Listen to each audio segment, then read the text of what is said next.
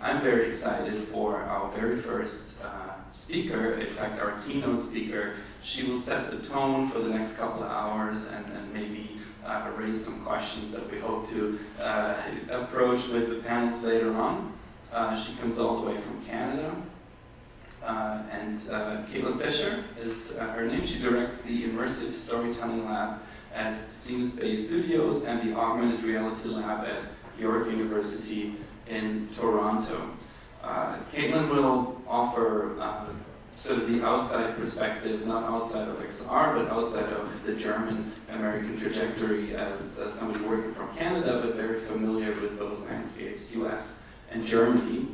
I am very excited that she comes from a wide variety of backgrounds: tech, humanities, AI, and obviously virtual reality, storytelling, all kinds of things that I find extremely exciting, and I'm very much looking forward to your keynote, Caitlin, and to kick us off here for today. So thank you very much.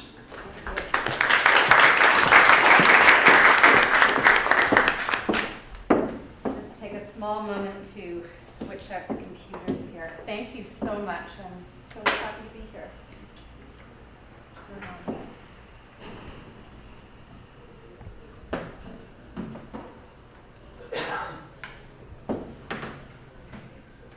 And that's a tall order to set the tone for the entire event.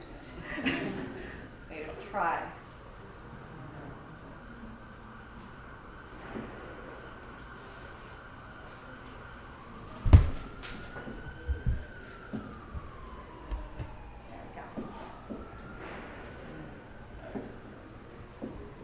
So again, thank you so much for having me. I'm delighted to be here. Oh, my mic's not on.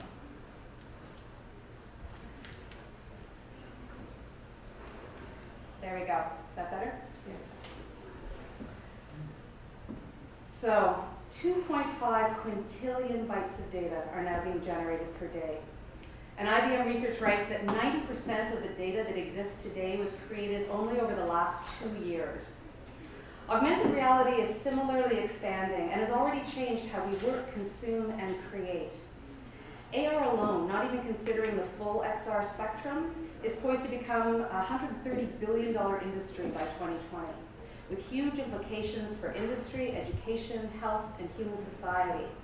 Yet the politics, poetics, and possibilities of the coming aug-mediated society are still emerging and open to our ideas and our talents and to change. The potential to innovate, commercialize, and train in this area, where science meets art and utility meets storytelling, is enormous and crosses a variety of industries, from engineering to medicine to film to poetry. And on that note, I think I'm here in large part among an incredible lineup of scientific experts as your humanist add-on. And it's a space I'm happy to occupy, and basically one that has been my location for the past 16 years, as I've worked at the intersection of science and story, engineering and humanities, founding one of the first AR labs in a fine arts context anywhere in the world, in large part owing to the generosity of engineering colleagues at Georgia Tech, who gave me the gift of code, advice on infrastructure when I was starting out, and endless generosity and inspiration. My working life has largely been about bringing a diversity of filmmaking, screenwriting, poet colleagues, children, historians, and visual artists into collision with amazing computer vision scientists, electrical engineers, to build new stories for new screens. It remains a thrilling and confusing time. Well, maybe not for those of you who are already hopelessly disillusioned.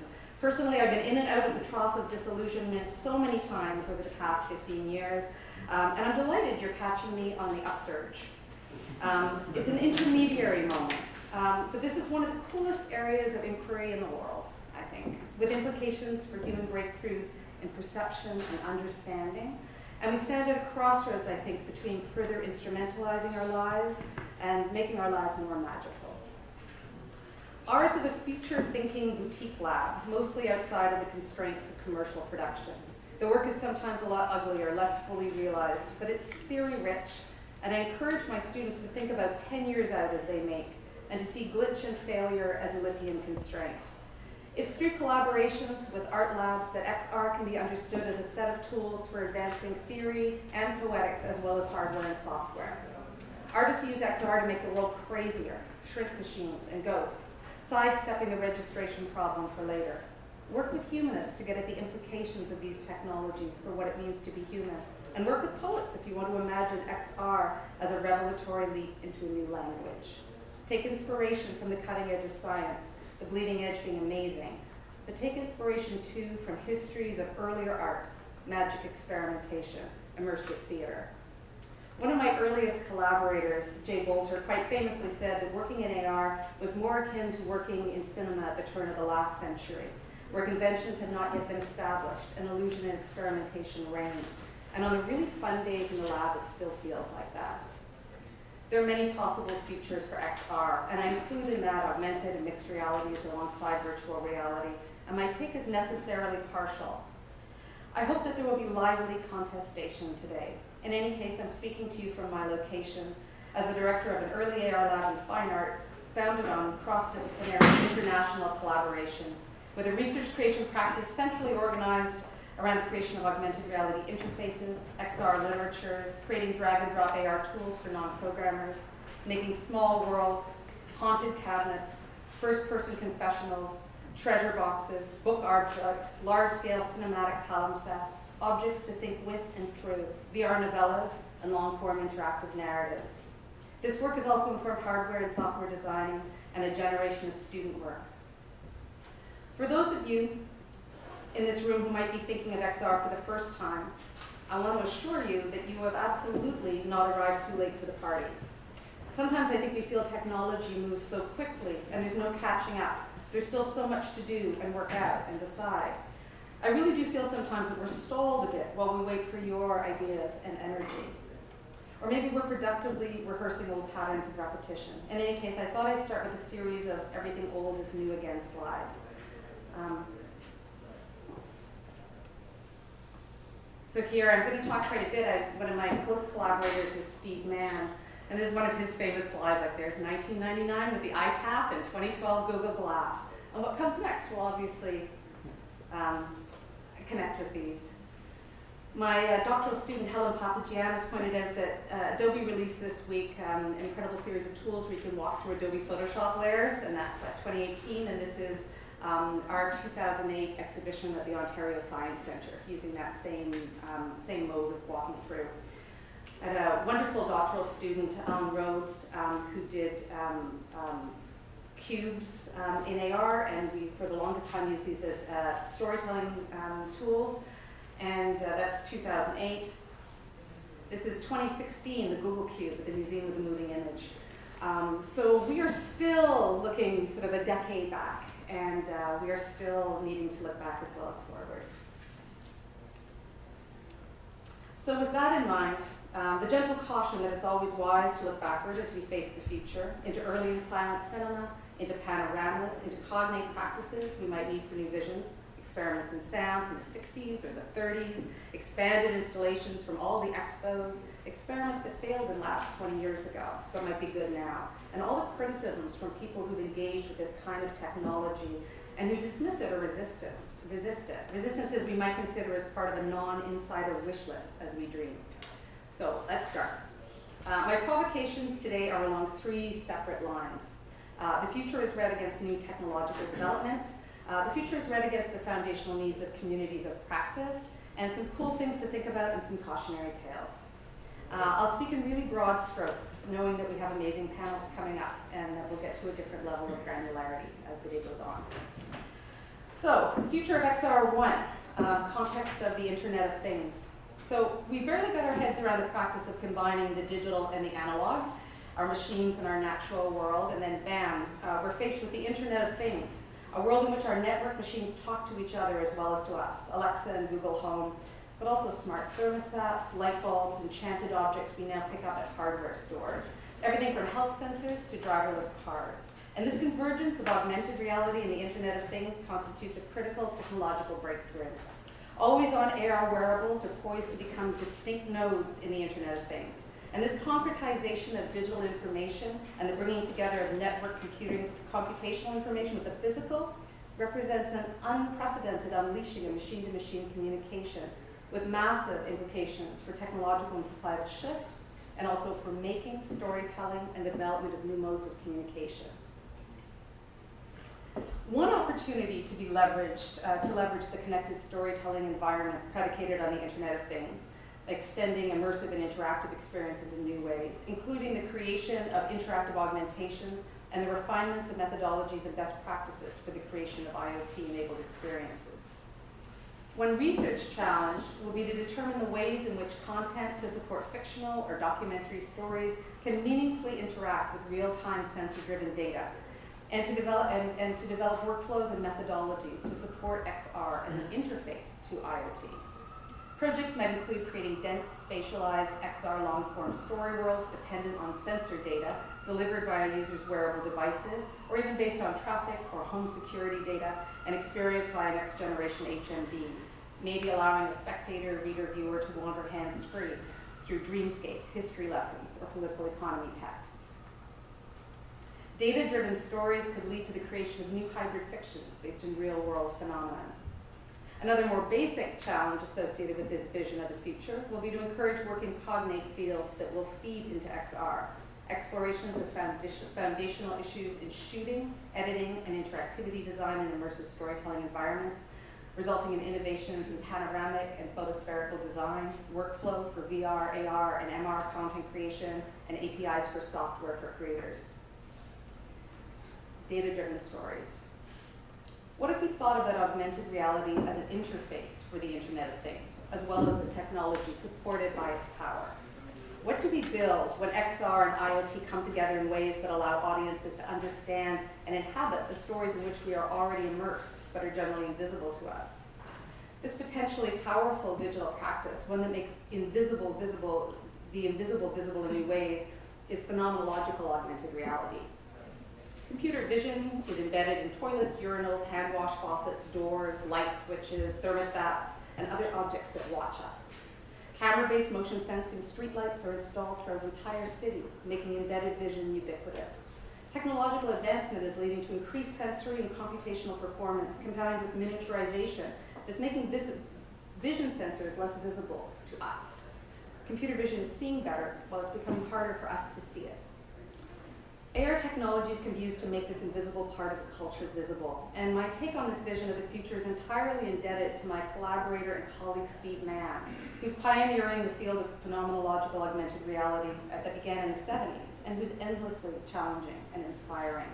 To date, the possibilities associated with phenomenological AR have not been fully realized and have not enjoyed widespread interest because the viewing situations have been so limited. But with next generation amplifiers and HMDs, that could change. Being able to see and experience and inhabit valence fields, Wi-Fi pods, and AR data sets represents a thrilling epistemological and artistic shift, in addition to posing a new paradigm for AR. Not simply an overlay of digital information, but a mimetic translation that serves as a perfect foil to the enormous imaginative potential of these technologies. The interplay between the real world and the world of our imagination being the foundational condition for art making. So this is AR on the vanguard of technological possibility that will allow us to see with our naked eyes as well as with next generation headsets, new visions and interfaces to our world and its data, deploying AR as both an interpretive lens and also seeing it as a concretizing art. I'm always bugging Steve to work with me to get meta headsets working alongside Muse headbands, a commercialized brain sensing technology developed in part in his lab. Because I think the results could have both medical and artistic and entertainment possibilities, including the development of new artistic genres. We could use AR to capture, represent, and communicate the brainwaves of people as they argue. For example, paving the way to imagine the creation of digital sculptures of important conversations, last words, poetry. This future builds upon and extends man's pioneering work on the tactile sequential wave imprinting machine, or SWIM, a naturally augmented tactile reality system for making otherwise intangible electromagnetic radio waves, sound waves, meta waves graspable. He describes it like this, I'm quoting, T-SWIM uses a haptic actuator driven by a special type of lock-in amplifier which synchronizes with traveling waves and transforms them into coordinates in which they are sitting still. This creates an illusion that the speed of light or sound, etc. is equal to 0, so that otherwise imperceptible waves and meta waves can be explored. Phenomenological augmented reality also has the potential for gaming and theater, as seen here. We're doing like AR theater in an alleyway Future of XR2, the context of artificial intelligence. Artificial intelligence and AR, or MR, are sympathetic technologies that become more powerful when they work iteratively. What you have on your screen is actually just a graphic I picked up from Deloitte University Press, but it actually really speaks to the general frame of what I'm getting at here. AI is the invisible powerhouse behind state-of-the-art machine vision, for example, enabling key instances of AR. But AR can, in turn, be harnessed as a powerful expressive tool to animate artificial intelligence. To take one example, a recent example, IBM, through their Immersive Insights project, approaches this by giving AR developers a chance to incorporate computer vision and speech recognition AI elements into Unity, enabling developers to integrate core Watson services directly into immersive experiences built in an off-the-shelf software platform. And I think really that the time is now to use next-generation expressive tools to build cognitive applications. This is one example of new commercial developments in the building of expressive tools at the collision of AI and AR. And with artificial intelligence becoming increasingly important in our handheld devices too, and at the intersection of AI and IoT, voice recognition, slang for AR, it becomes more important to challenge the opacity of the AI impacting our lives and the invisibility of the politics of the data set.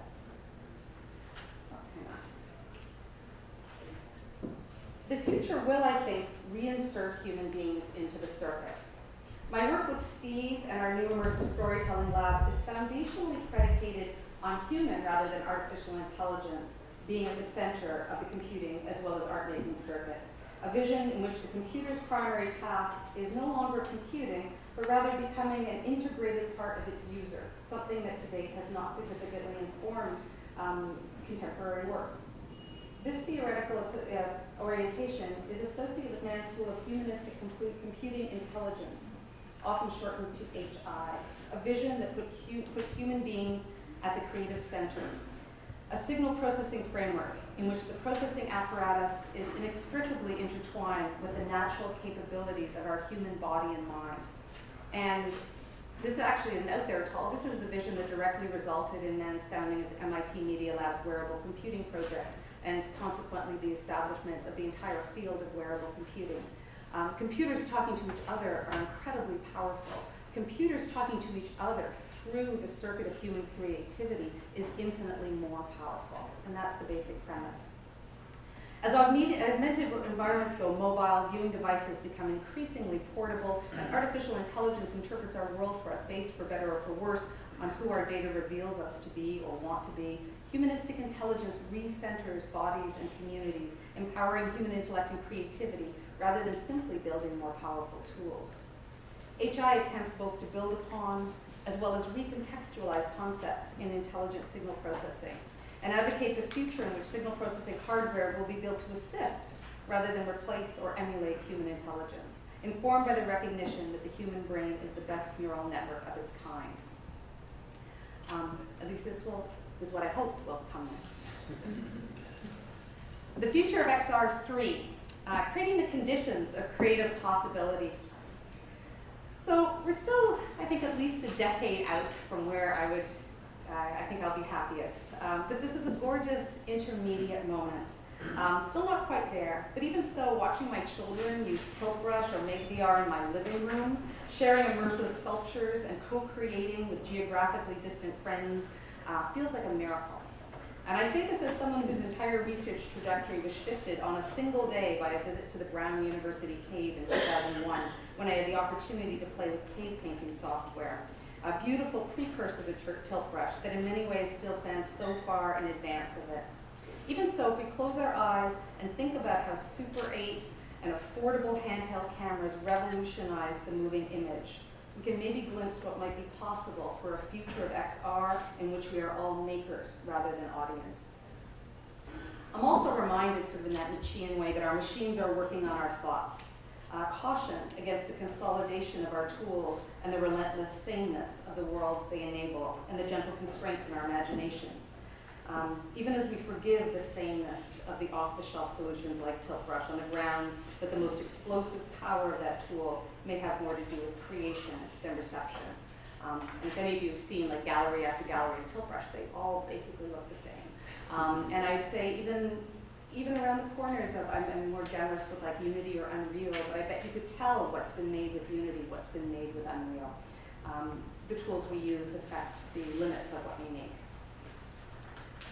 So tools matter, but I don't think actually that the future of XR is centrally about tools, though I want lots of them.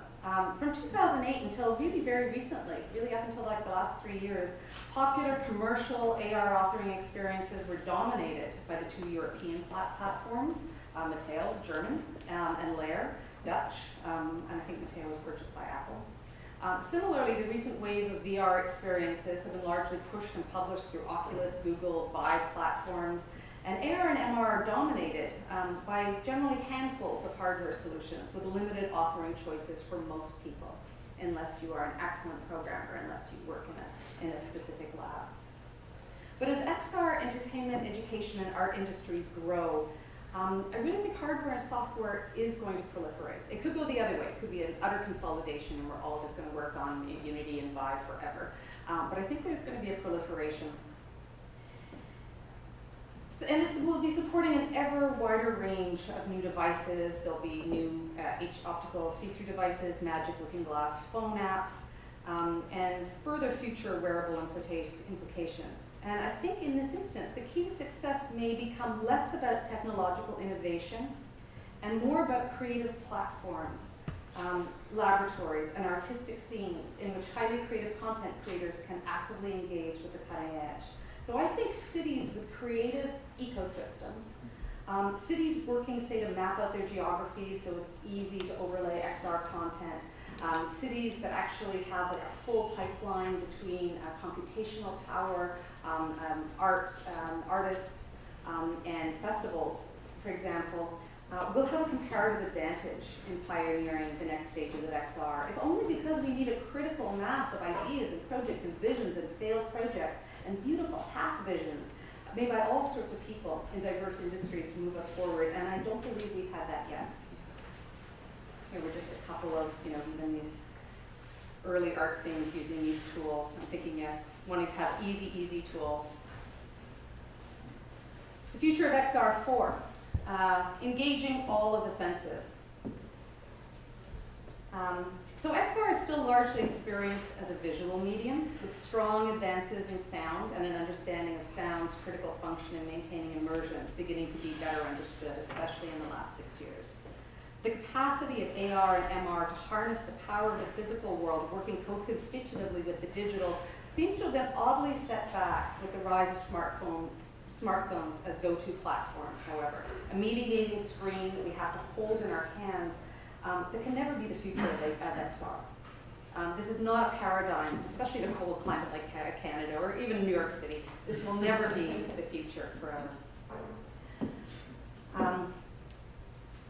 The future involves haptics, touch and smell, as well as sound and sight, immersing us in the full sensuousness of the world. And that's actually the power of mixed and augmented realities as against most virtual realities right now. Beyond the cinema of attractions. So think back to the early ads you've seen,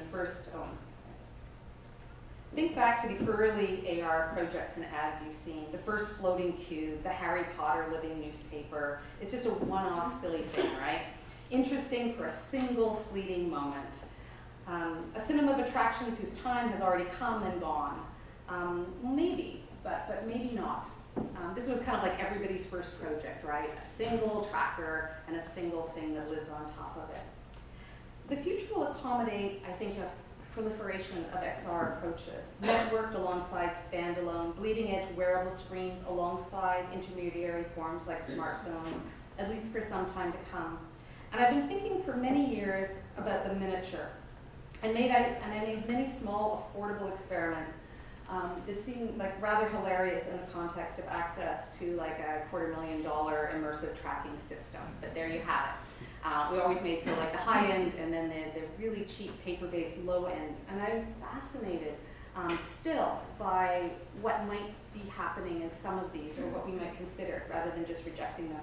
I think the wonder of some of the non-interactive, non-immersive, non-IoT connected, non-AI or HI supported worlds will persist in the future, and here's why.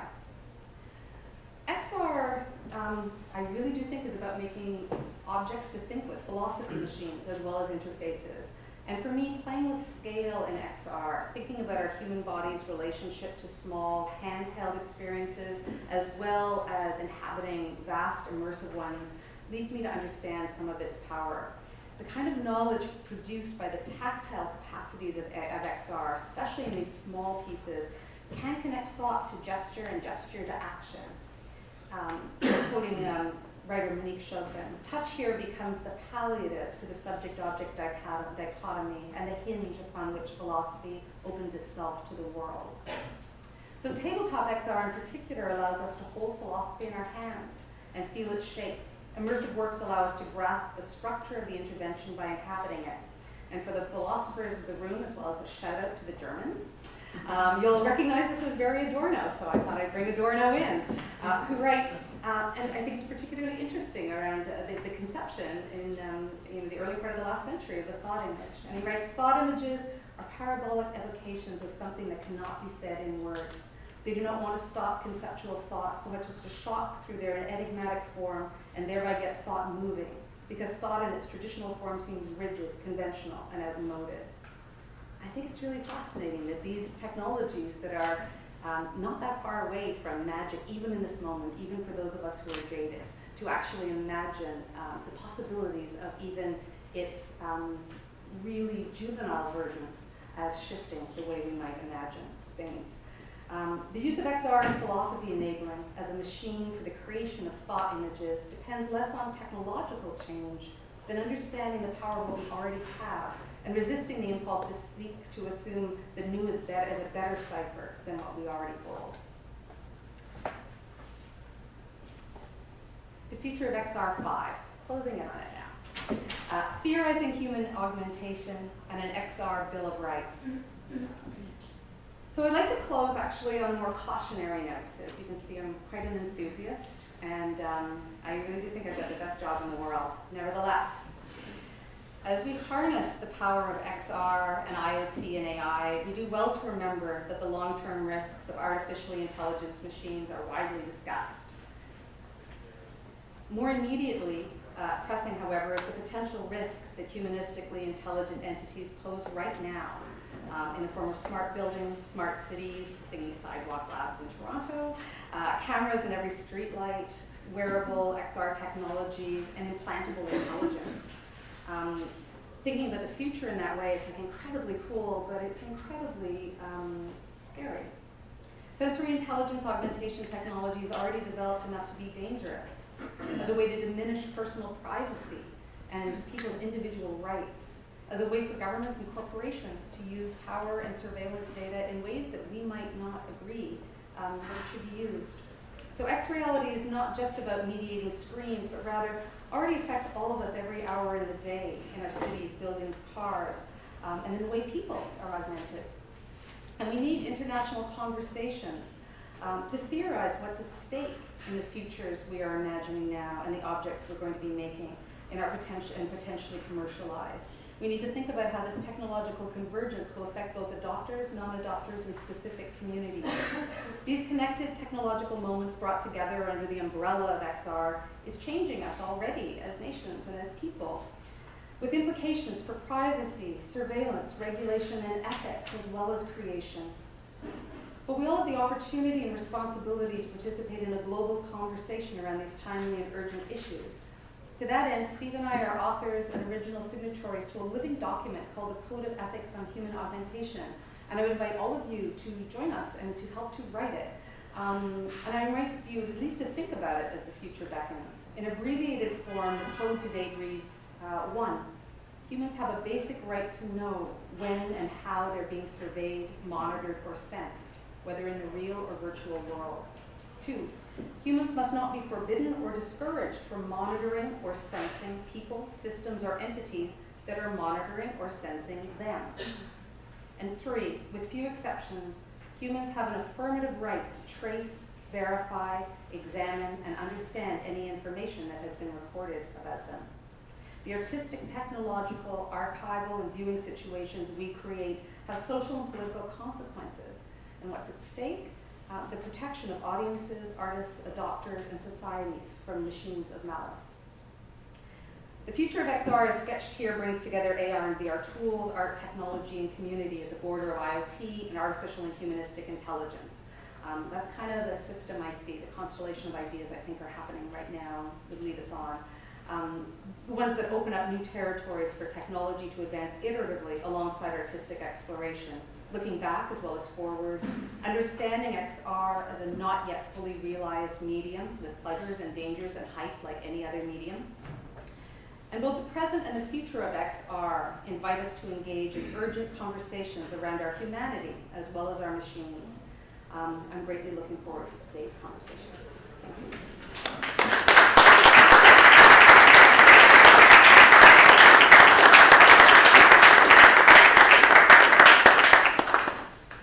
Thank you so much, Caitlin. Wonderful. I've always wanted to host an event that combines Adorno and XR Bill of Rights. The Adorno is for you. Thank you. No, this is great. And absolutely set us up for some good conversations. And we have a couple minutes for questions now, but I do want to remind you, Caitlin will join us again for the last panel. So if you have more in-depth questions, there's time for that too. But we can have some questions now. Are there any questions about Bill of Rights? Well, how do we access the Bill of Rights? Where do we see it? I'll provide a link, and maybe it can be distributed to anybody here. You can actually probably just Google the Augmented Bill of Rights, but I think there's also an editable doc, so I'll make sure that people in this room have access to that, because it should be a shared document. Cool. Any other questions at this point? I have a question. Yeah. So you've been working on this for quite a while. So you talked about the old being new.